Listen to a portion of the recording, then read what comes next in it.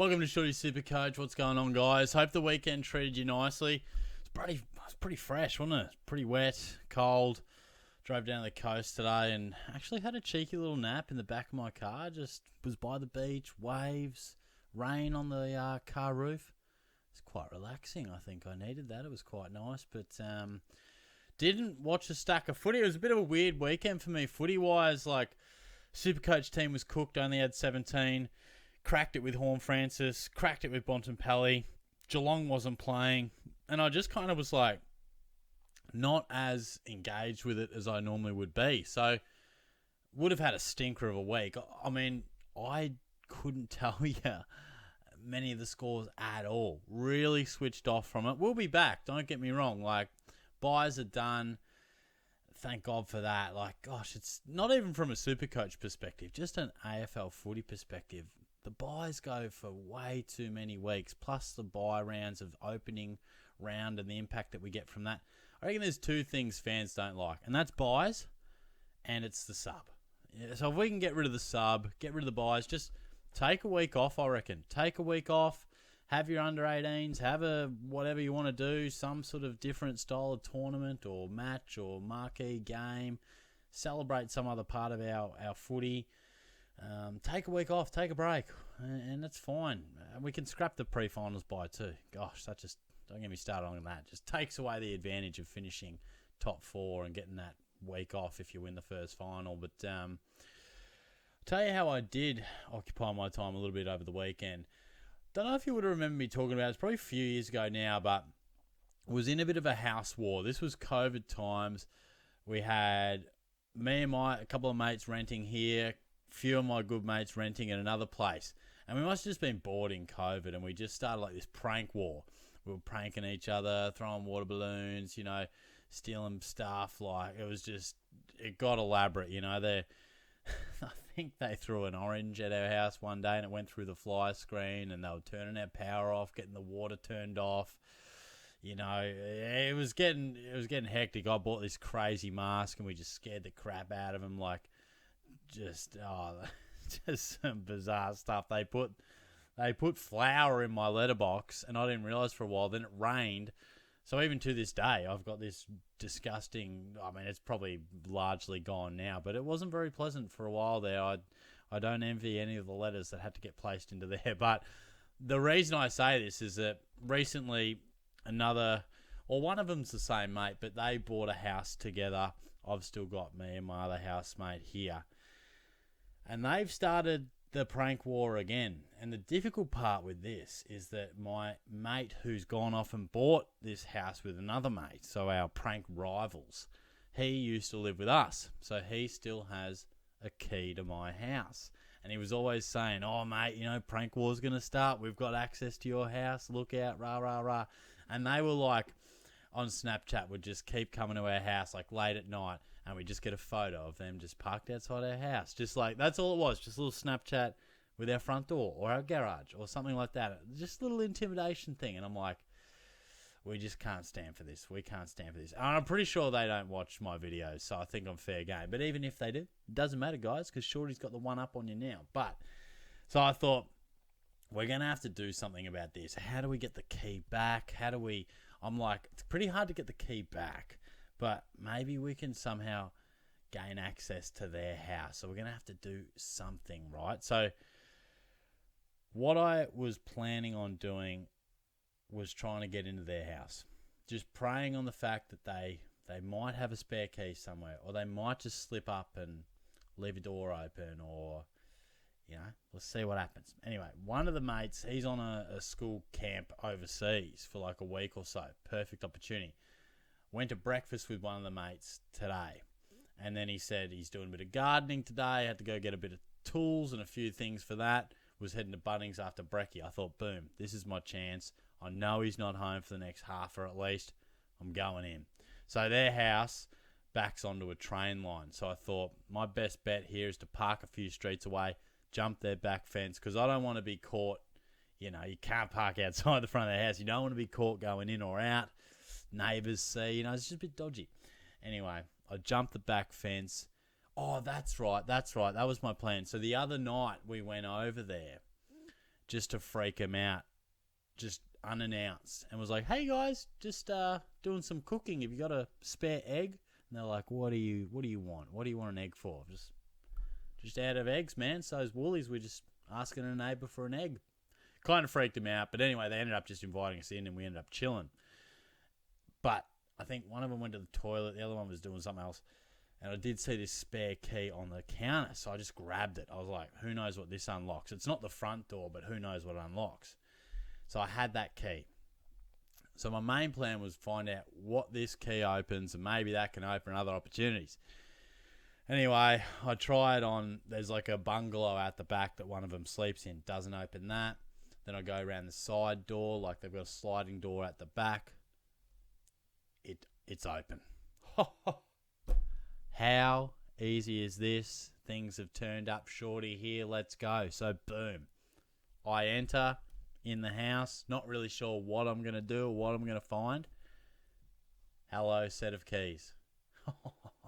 Hello, set of keys. And what else do I find on the key ring? My house key. So that's come back with me. I'm off to Bunnings and cut 4 copies of his keys. Well, there were 4 types of keys. I don't know what they open, but I've got a copy of each now. Now I've just got to find a way to get back into the house when he's not home. Put him back in at a random spot, because my hope is that he hasn't realised, or he just thinks he's misplaced the keys, which I don't even know if they're his house keys. I would assume not. I'm guessing it's my mate who's overseas. But yeah, if I can have it where they think that they've still got the upper hand, but I've got the key, we could do some damage. Plus, they don't even have a key to mine now. How the tables have turned, and I've bought this bloody clown mask and all these sorts of stuff. If you got any prank ideas, let me know. I'm thinking buckets of flour behind the door when they enter. I'm thinking I brought their bin back in on bin night, but that was the night we dropped in, and they realised when they came out and said see ya. But I'm open to all ideas. Fill their bathtub up with milk. I don't know, anything like that. I've bought this freaky clown, right? Like he's like 90 centimeters tall. He's freaky as. I'll have to show you if you want. But so my plan is, if I could just access the house a bit, just get this clown to just, little photos of him in their bed and just him like, doing some cooking. I'm just kind of freak him out. I've already laid a bit of groundwork with a couple of Snapchats with the clown. So yeah, there's a bit in that, but general pranks, general just shenanigans, and yeah, they've been talking a pretty big game. So I'm gonna have to try and do a bit of work and get the upper hand. But let's talk SuperCoach. But would absolutely love to hear your prank thoughts. I'm expecting a really bad score here. I had 17. And I reckon I had a pretty poor week. So I'm expecting a stinker of a score. I'm not even going to get angry. And we'll just move on very quickly to next week. And it's probably the least I've thought about SuperCoach. I thought a bit about draft. But yeah, it's probably the least I thought about SuperCoach in a while. So yeah, there you go. 1800. What a stinker. We're about to get timed out on the old timer here. So yeah, shock and score. 1 draft, which is handy. But yeah, let's take a look at my side and delve a bit deeper into that. All right, so let's take a look now how we went. Wagonay Miller a good, Dale pretty good. Sinclair's had an off couple of weeks. Sheasel a 60. I did hear he maybe hurt his shoulder, so I don't know if he did. I don't know if he played a full game or not. And McCarthy, how good is he going? He is flying. Sarong not quite at his best. Butters, now I didn't take it. I didn't take the 123, and I'm fearful. I haven't seen any scores from North Melbourne and Hawthorn. I just saw they got smashed. So I've got no idea how Cherry has gone, but I'm fearful. So thought about going Dacos, didn't, but he was very impressive. Anderson pretty solid. Same with Luke Davies-Uniacke. It was good to get Clay Hall to score a 78. I'm pleased with that because I just need something. I just need some cash gen from somewhere. I'll take anything. What's Tristan got for us? 111. So not too bad. Not too bad. Let's take a look at. Actually, I'll have a look at Sheasel's time on ground as well. Always get worried when sides get smashed because you just never know. Like, at least Max Gawn didn't go nuts either. Like, that's positive. Should allow me to at least have a look at him. I'm going to be very, very tight for coin. That is for sure. But yeah, what did Sheasel have in terms of time on ground? Oh no, his time on ground was fine. Yeah, okay. Maybe he just had a bit of a poor one. Just didn't find much of the footy. All right. And yeah, De Koning, shocking night for the Blues. And yeah, of course, there's Horn Francis and Bont and Pally. You know, I was just like, and I'll tell you what, salt was being rubbed in the wounds when Sam Darcy was going bonkers. I don't know. I don't think he went that well in the end. Well, he did go okay. I saw it was on 70 at half time. Then he had 2 touches, so I'm guessing he scored about 90. 73. Oh, shit. Righto. Okay. That's... Well, yeah, really, of the 3 options, Horn, Francis, Bont, and Darcy, who were all trade-ins, they all were trade-ins. It's just ridiculous that those sorts of scores bob up on the weeks you trade them in. It just kills you. But, yeah, the one with Horn Francis, like, he does have that little shoulder concern, which I knew about. So maybe that's a slight bit of a risk that I took on. And, yeah, the fact that he was managed isn't ideal, but this is where the sub kills you as well, because probably... in years gone by, if they wanted to manage him, they'd just chuck him forward and have him on the bench a bit. You know, they'd probably bench him for the last 10 minutes, but 20 minutes in the last quarter, he just play forward and he might kick a goal, or at least you feel like he's a chance. But when a player gets subbed off, it just kills your brain so much. But McRae 91, solid. Warner was solid. Rankin was solid. So good scores without being great. We'll do my votes now, which I... haven't thought about in the slightest, but I feel like McCarthy has to be in the votes. It's going to be a tough one for the votes, to be fair. Dacos has to have a bit of a look in.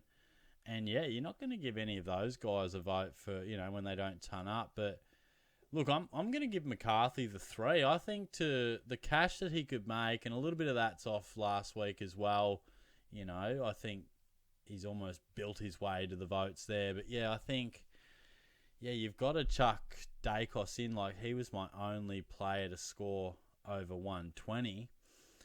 And then really, I mean, probably has to be Zach Butters, I suppose. I mean, normally I try to look at a bit of MVP, like what was actually valuable, but probably on a tough week like this, it almost just has to be on a scores basis. But yeah, I'm going to give McCarthy the 3. I just feel like, yeah, that's kind of deserving in, you know, maybe on a week where guys scored some 140s and that type of thing, he might scrounge in for a 1 vote. But yeah, I definitely feel like in this occasion he's deserving of the 3. So yeah, let's chuck him in. Obviously his first votes, and he polls a 3 on debut for Shorty Superstars, or Shorty. I think I used to be Superstars. I think I just go by Shorty Supercoach now. We'll give Nick Dacos the 2. He must have polled at some point, Dacos. Yeah, so he's polled 2 votes there. Takes him up to 4 votes, and then he jumps past a few guys on 3. Nick's into equals 7th there. And then we'll give the 1 vote to Zach Butters, who... he hasn't polled. I guess he hasn't been in my side for long, but there you go. Butters with his first votes as well. So the Ruckman have slowed up, but you know, no one. Obviously, the Cats guys couldn't poll. Dale couldn't get closer. Sarong, McRae couldn't. So yeah, it'd be interesting. Would love to hear your thoughts. Obviously, Cherry's going to be pretty hard to catch. I don't reckon De Koning's going to find the form to catch him. Where would your money be on Shorty's MVP right now? I think Cherry would have to be $1.70 favourite, but I don't mind Max Holmes, to be honest. Bailey Smith, chance, but Holmes 4 votes off. I reckon he's the smoky to do it. So, would be very interested to hear your thoughts. Let's take a look at my leagues, and man, I'm surprised I won 7. Like, that was a stinker of a score. a 1587. What's going on here, mate? What is going on there? Goodness me. So yeah, it was obviously a tough week all round, you know. It certainly was. I mean, a few guys in the 1900s, like that's a pretty good one from Ryan there, 1989. But yeah, 2027 from the Wizard. It's pretty impressive there. Absolutely smoked me. But in terms of trades, so all we need to do really is finalise my final midfield spot.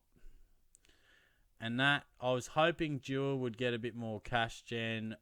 Obviously he missed. Hopefully he's back. So I'm sort of feeling like luxury trade of LDU to Gawn at some point, or Ashcroft, whoever is in poorer form by then. And then I've got moneymakers of Johnson, Hall, and Dewar, and McCarthy. Like at this rate, McCarthy's going to be a really handy bench cover. But if ever his role slightly changes and he goes a bit off the boil, he could be at 350k really quick.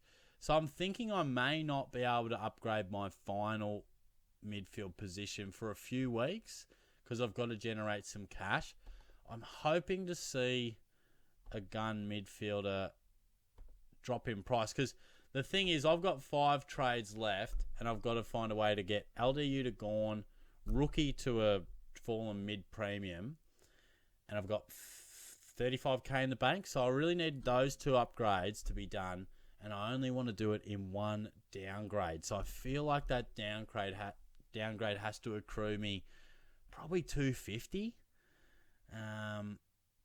So that's sort of what we're looking at there. But who have we got sort of dropping in price? We're looking for Ed Richards. That could be handy. So he could drop to a nice little price there. I'd love Tom Green, but I just don't think he's going to. Brayshaw, that could be another one. So he's had a slightly quieter 3 weeks. That could be a really handy one to take a look at. Wasn't Goulden back to his best? He was just hitting targets left, right and centre. So they're probably the ones. Libba has dropped off a smidge as well, but I don't know. He's been dropped off for a little bit. Like it's a fine balance between dropped off and had a poor one, or it's 5 weeks where he's averaged 94. So that's probably where I'm looking. I think at the moment, yeah, it would be Brayshaw and Richards who will fall into that 545-50 range roughly for me. But yeah, we'll keep an eye on that. And yeah, we'll be live on Wednesday night.